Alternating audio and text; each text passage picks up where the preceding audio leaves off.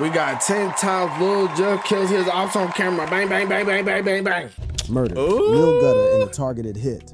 Lil Jeff lived by one rule: strike first and make it brutal. Of all the things he did, this was among the most ruthless. A broad daylight execution, carried out without hesitation. No mask, no fear, just a clear message to the streets. If you cross Lil Jeff, there's no warning, just bullets. This guy was not the type to let things slide. When someone from his side got killed, he made sure there was payback. And on May 13th, 2021, he did exactly that. It was a regular afternoon near East 79th Street in Chicago. The streets were busy. Cars rolled by, people stood around talking, and shops had customers. That nigga almost tripped on his shit. Y'all seen that shit?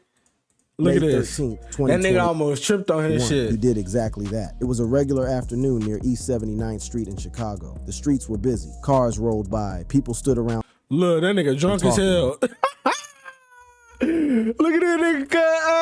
That nigga drunk as hell. Around talking, and shops had customers going in and out. Nobody knew that a killing was about to happen. Lil Jeff had been watching Lil Gutta, real name Ronnie L. Sistrunk Jr., for a while. Gutta was moving like he had no enemies, walking through the city without a care. But his name had already been linked to Crew's murder a month earlier, and that was a serious problem. Whether Gutta had actually been involved didn't matter. What mattered was that Jeff believed he was. Jeff waited for the right moment. He wasn't the type to rush things. Gutta had just come out of a store, checking his phone, completely unaware of what was coming. Jeff moved in quickly. No words, no warnings. Bang! The first shot hit Gutta in the chest. His body jerked, and his phone fell from his hand. Before he could react, another shot, then another. Each one meant to make sure he wasn't getting back up. People screamed, some ducked, others ran. Jeff didn't stick around. He walked off, blending into the crowd like nothing had happened. By the time police arrived, Gutta was already dead. Witnesses had seen what happened, but no one was willing to talk. The streets knew who was responsible, but no one wanted to be next. A daytime hit was already a moment that had the streets whispering. Ain't no way these niggas was that scared, bro. I ain't gonna lie. Ain't no way these niggas was that scared. If I seen the nigga Jeff murder somebody in front of me and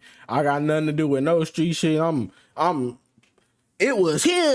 It was him. You going to jail. You going to jail. You going to jail. You going to jail. We all going to jail. But Jeff didn't just stop there. He took his savagery to the mic and turned 7 bodies into lyrics. Boasts about killing 7 people in FTO.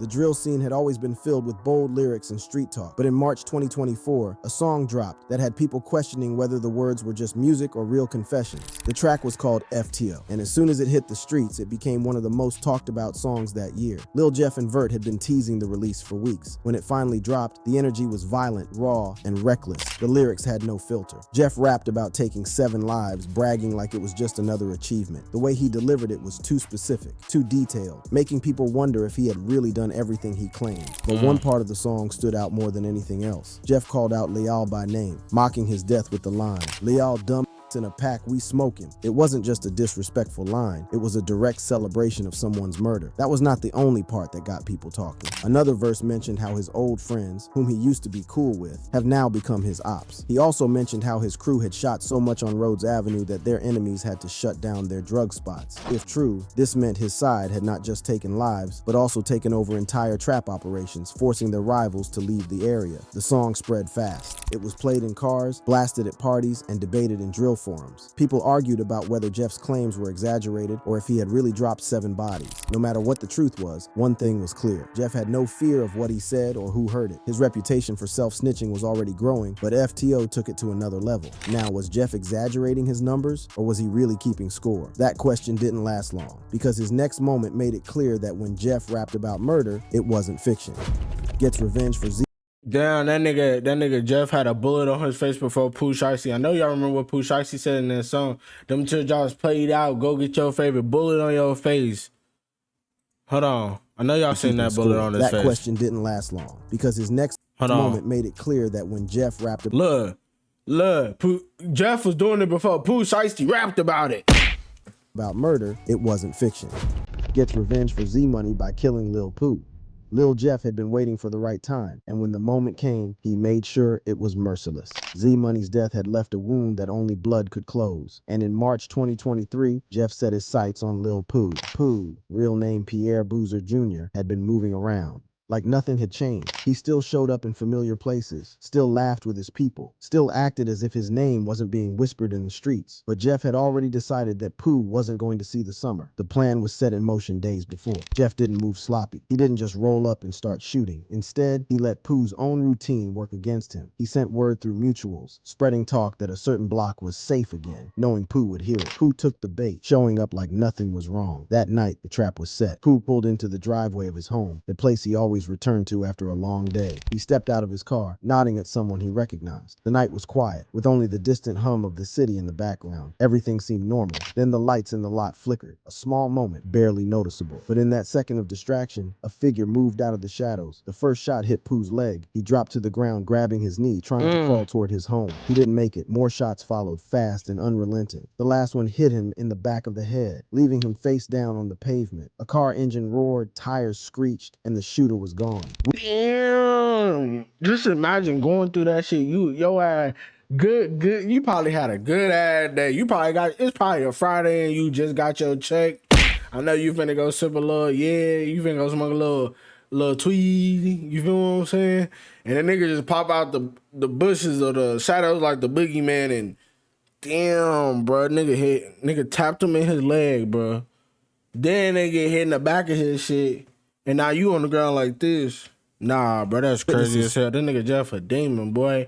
I see why this shit that happened to him happened, bro. God wasn't finna let that shit keep going on. Y'all do y'all homework. Stood frozen, and when the police arrived, nobody had seen a thing, but the streets knew. A year later, Jeff made sure the message was clear when he left a comment on an Instagram post about Pooh, confirming the motive. Disrespecting Z-Money came with consequences. Then came the leaked song, days before Jeff's own death. He rapped about hiding in the grass, waiting to strike, describing the exact way Pooh had been caught. After taking out Lil Pooh, most would have laid low. But Jeff, he wasn't done proving himself. His next moment came fast, and this time bullets were flying from a moving car.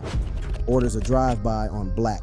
Lil Jeff had made a lot of enemies, and when things got serious, he did not hesitate to remove them. In March 2022, the streets started buzzing about a drive-by shooting in Chatham. The target was Roger Lewis, known as Black, a 33-year-old OG who had been well respected in his area. Black had been standing outside his house that evening. He was talking with someone, not paying attention to the street, unaware that a car had been rolling by slowly. The people inside were watching him closely, waiting for the right moment. The driver kept steady, and the backseat window was slightly open. As the car crept closer, there was a brief pause. Then the sound of rapid gunfire filled the air. Black barely had time to react. He tried to turn, but bullets had already ripped through him. His body dropped near the sidewalk as the car sped off, disappearing down the street before anyone could get a good look at it. The neighborhood fell silent for a moment. A few people ducked inside their houses. Others peeked out, already knowing there was nothing they could do. By the time the police arrived, Black was gone. A month later, a man named Trayvon Dix was arrested in connection to the shooting. But even after his arrest, people kept talking. Many believed Jeff had ordered the hit. The tension between his crew and Black's people had been getting worse, and this felt like a move to settle things. Jeff never addressed the rumors, but he did what he always did. He let his music do the talking. A few weeks later, he dropped a song with lyrics that made people wonder. He mentioned how some older guys think they run things until they get caught standing outside at the wrong time. A drive-by was already a wild moment, but Jeff had a habit of outdoing himself. When two bodies dropped on the same night, the streets knew. This wasn't just war, it was domination.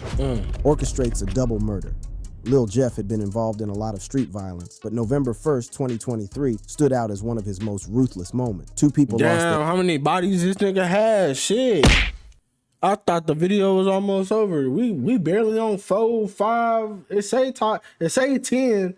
We on like 4 or 5. That nigga was a demon, boy. Lives that night in what many believed was a planned execution. The targets were Denardo Buford, known as Lil Deuce, and Desiree McGee, known as D-Money. The two friends had been sitting in a parked car on South Dorchester Avenue, probably thinking it was just another night. They might have been talking, scrolling through their phones, or just passing time. They had no idea they were being watched. A black SUV had been circling the area. It passed by once, then again, moving slowly. No one inside the car made any sudden moves. They were waiting for the right moment. Then it happened. The SUV stopped a few feet away. The doors swung open, and before anyone could react, gunmen stepped out and opened fire. Glass shattered. Bullets ripped through metal and flesh. Little Deuce and D-Money never had a chance to escape. The attack was over in seconds, but the damage was done. By the time the shooters got back into the SUV and sped off, both victims were critically wounded. They were rushed to the University of Chicago Medical Center, but it was too late. Neither of them survived. The police arrived quickly, finding multiple shell casings scattered around the scene. But as always, no one was willing to talk. The case remained open, and no charges were ever filed against Jeff. Still, the streets had their own way of confirming things.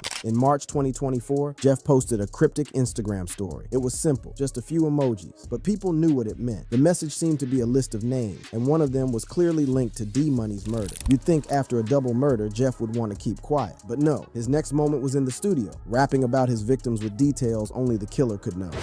Admits to murder in his song, Ah. By early 2024, Lil Jeff's name was already tied to countless street rumors. But when he dropped Ah in February, the conversation took a turn. It wasn't just another drill track full of threats and tough talk. This one felt like a confession. The beat was dark, the flow was aggressive, but it was the lyrics that made people stop and listen. In one chilling line, Jeff described a victim screaming before taking his last breath. The way he rapped it, like he was reliving the moment, made people immediately connect it to the murders of Monty and Lil Rob. For those who remembered how the two were killed, the details were too accurate to ignore. Monty had been left gasping for air on the sidewalk, and Lil Rob's final moments were eerily similar to what Jeff was rapping about. Within hours of its release, the internet caught fire. Reddit threads were filled with people breaking down the lyrics and matching them to real-life events. Drill forums argued over whether Jeff was bragging or setting himself up for trouble. Some fans defended him, saying he was just telling a story, but others believed he had done what many rappers before him had been accused of, self-snitching in the booth. This wasn't the first time Jeff had been suspected of putting real murders into his songs, but Ah took things to another level. It wasn't just about who got hit or when it happened. This time, it was about how they died, what they said in their last seconds, and how Jeff felt watching it happen. He never responded to the accusations. He never clarified the meaning, but he didn't have to. The damage was already done. Rapping about bodies is one thing, but saying it lived, that's a moment only someone who truly doesn't fear death would create. And Jeff, he laughed while updating his body count. Updates his body count to 10 on Instagram Live. The energy on Instagram felt different on the night of May 13th, 2024. Thousands of people were tuned in, waiting to see what Lil Jeff would say next. He sat in front of the camera, relaxed, flipping through a thick stack of money. His wrist shined every time he moved, the diamonds on his Rolex catching the light. The comment section moved so fast it was impossible to keep up. As the live went on, the conversation took a dark turn. Jeff started talking about the streets, about the people he had lost, and the ones who had lost their lives because of him. With a smirk, he leaned back and made a statement that shook everyone watching. The comment section exploded. Some fans hyped him up, while others were shocked. His enemies, whether they were watching or someone sent them the clip later, had all the information they needed. He made it clear that the body count had gone up. Next to him, Q50, a close associate, added his own numbers, fueling even more speculation. If anyone thought Jeff was exaggerating, hearing Q50 confirm his own count only made it more believable. The live continued with Jeff taunting his rivals, daring them to respond. He laughed as he fanned out his money, showing no concern for what he had just admitted. It didn't take long for the clip to spread. Reddit forums, drill pages, and even law enforcement were all talking about it. People debated if he was being serious or if it was all for attention, but those who knew how the streets worked believed every word. This moment made him a bigger target, not just for the police, but for the people he had been calling out. It was one thing to move in silence, but going on live and saying it out loud, that was something else. If claiming 10 bodies wasn't insane enough, Jeff's next moment had people shaking their heads. Not only did he kill, but he demanded the same from anyone who wanted to roll with him. Brags about his killing school requirement. In early February 2024, Lil Jeff's Instagram post had the city talking. He said he was going to start a killing school, and the requirement was a minimum of 2 bodies. I'm taking just a killing school. Class start next week. You gotta at least have 2 bodies though. For I ain't This coming with nigga no. You ain't here, got boy. I can't work with no beginners. But that's not all. The post started with a message about his enemies, accusing them of taking out innocent people instead of handling real street business. It was a direct shot at those who had been speaking on his name. But what really caught people's attention was the photo that came with it. Jeff had a fresh tattoo, 10 teardrops inked onto his skin. The streets already understood what that meant. Each teardrop was a body, a life taken. Some people even speculated that 2 of them were for Lil Rob and Monty, 2 names connected to past murders. As if that wasn't enough, he lined up a series of emojis in the caption, carefully placed in a way that seemed to match 10 victims. The message was clear, but not direct enough to be a confession. Jeff knew how to say a lot without saying too much. His close associate, Q50, didn't let the moment pass. He followed up with his own post, updating his body count to 8. If anyone had doubts about Jeff's claims, hearing Q50 confirm his own numbers only made it feel more real. The conversation around the post spread quickly. Some laughed it off, saying he was just rapping. But was he really? Jeff had already made it clear. His circle Hell wasn't no, for that nigga wasn't rapping. That nigga was dead ass serious. Y'all seen what happened to King Von. King Von did the same shit, boy. And then when he died, it get confirmed by the feds. But the feds not finna tell us that shit, boy. Off rip, like. And then he died, and I think it's confirmed. Like, come on. Amateurs. But when he posted a cryptic message that looked like a list of his victims, it became a moment the internet couldn't ignore. Posts a cryptic message listing his victims. Lil Jeff was known for stirring controversy, but in April 2024, he took things to another level. Instead of making a direct statement, he dropped a post that had the whole city talking. The post contained lyrics from an unreleased King Von song, but what really caught people's attention was what came after. Below the lyrics, Jeff added 10 emojis. At first it looked random, but the streets quickly started putting the pieces together. One emoji stood out more than the rest, a woman's hat. It did not take long for fans to link it to D-Money, a known name in street circles. People believed it was a coded reference to his female nickname, a slick way of saying he was responsible for the murder without actually saying it. The conversation spread fast. Was this a body count? Was he listing his victims? Some thought it was a way to taunt his enemies. Others called it another case of self-snitching, something Jeff had already been accused of multiple times. Despite the backlash, Jeff refused to take the post down. He never explained its meaning, never corrected the speculation. Instead, he let people argue and debate, watching as his name spread even further. Nobody knew if the emojis really represented lives lost, but one thing was clear. Jeff wanted people to keep guessing, and he made sure they never stopped talking. Some killers leave evidence behind by accident. Jeff, he turned it into a moment. Flaunting stolen watches and bloodied hands, he wasn't just sending a message, he was mocking the dead. Taunts ops with stolen watches and bloody hands. Social media had always been a tool for Lil Jeff, but in early 2024, he used it to send a message that had everyone watching. This time, it wasn't a song, a cryptic caption, or a live stream. It was a set of pictures that spoke louder than words. The first image showed two expensive watches, both sitting on his wrist. The brands were easy to recognize, the kind of jewelry that only a few people in the city could afford. But it wasn't about the price. It was about who they belonged to. Word spread fast that they had been stolen from 6,300 Breado, a known rival. Jeff didn't just take them, he posted them for the world to see, making sure Breado and his people felt the disrespect. The second image was even worse. His hands were covered in blood. Nobody needed an explanation. The meaning was clear. He was claiming to have done something violent, something that took him to a different level in the streets. Whether it was a real confession or just a way to boost his image, the message was the same. He wanted his enemies to know he wasn't done. People immediately connected this to something deeper. Months earlier, Jeff had been robbed by BKN members, an incident that had been laughed about on social media. Some saw this as his way of getting revenge, letting them know he had taken something back. The pictures fueled the fire between him and his rivals, making it clear that the situation was far from over. It wasn't just about the stolen watches, it was about power, and Jeff wanted everyone to know he was still in control. If there was ever a moment that showed Jeff was living without limits, it was this. Sniffing perks on camera, slurring words, laughing about murder. He wasn't hiding anything anymore. Sniffs Percocet during an interview. Lil Jeff had built a reputation for being reckless, both in the streets and in the way he carried himself in public. He had been known to brag about his crimes, taunt his enemies online, and show no fear of consequences. But in May 2024, he took things even further during an interview that left people wondering if he had completely lost control. He was sitting across from DJ U, a well-known interviewer in the drill scene. The cameras were rolling, and thousands of people were tuned in, waiting to hear what he had to say. At first, the conversation was normal. He talked about his music, his street life, and his growing influence. But as the interview went on, his energy shifted. In the middle of answering a question, Jeff reached into his pocket, pulled out a crushed up Percocet, and sniffed it right in front of the camera. The room went quiet for a second. Even DJ U, who had seen plenty of wild interviews, looked caught off guard. Jeff leaned back and laughed. Q50, sitting beside him, chuckled as well, hyping up the moment. Jeff then compared himself to Tony Montana, the infamous drug lord from Scarface, as if he was living out a scene from the movie. As the interview continued, his words started to slur. He mumbled about his body count, joking about the people he had allegedly killed. Some thought he was putting on an act, but others saw it as a sign that he was spiraling out of control. When the clip hit social media, it spread fast. Some fans hyped him up, but many criticized him, saying he had taken things too far. The moment became another example of Jeff's reckless and unpredictable nature. Jeff had already given the world plenty of disturbing moments, but this, laughing about two murdered high schoolers, this was proof. He wasn't just reckless, he was heartless.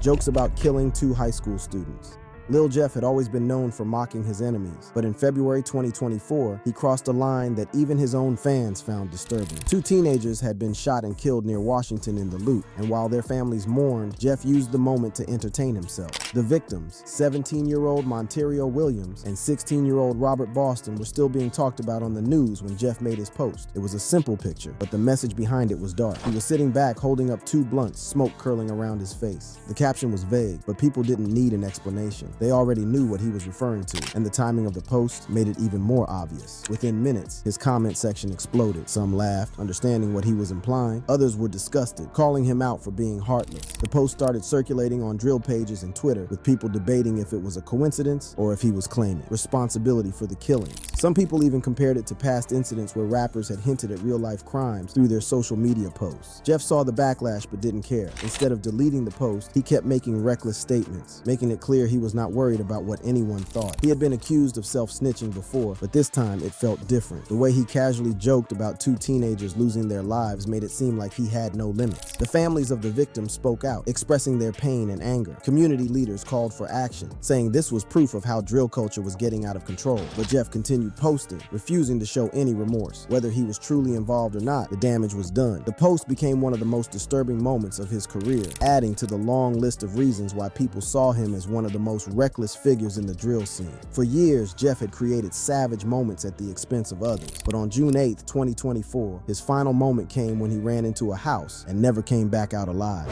Chases an op into a house. I don't even think it was a house, was it? I think he got blicked outside. Then gets gunned down.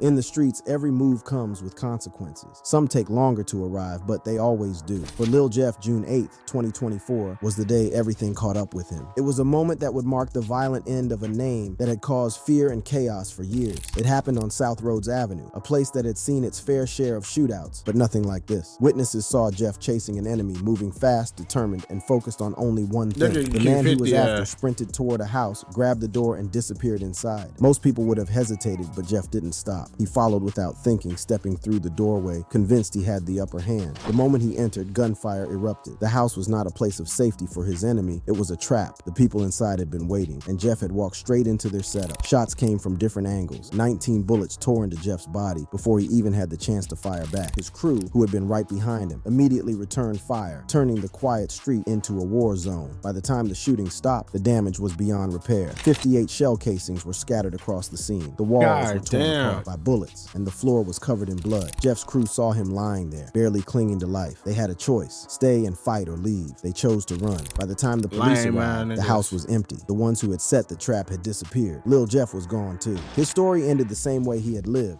surrounded by gunfire with no second chances. Thank you for watching. If you enjoyed watching this video, click on one of the boxes playing on your screen to watch more similar